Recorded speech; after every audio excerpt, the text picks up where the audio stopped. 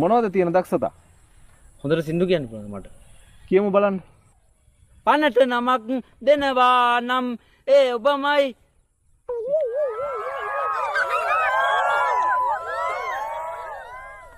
පනට නමක් දෙනවා නම් වෙන සින්දු දන්නවද? කියන්න බෑ.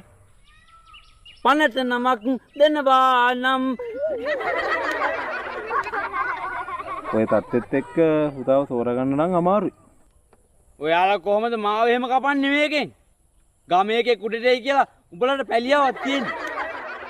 මම රියැලිටි ෂෝ වල සිංගින් වල අවසාන ලස්සට ඇවිල්ලා දින තුන් පාරක්. ඊට පස්සේ තමයි කැපුණේ. ඔය වම් පැත්තේ ඉන්න එක්කෙනා අපිත් එක්ක ගොයිනුක් කපලා දිනවා. සමීරනේ නම.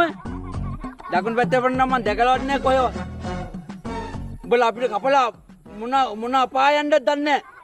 මිනිස්සු බලාගන්න මේ වගේ ජජ්මන්ට්ලා ආයෙ දාද්දි සංවිධායක මණ්ඩලේ.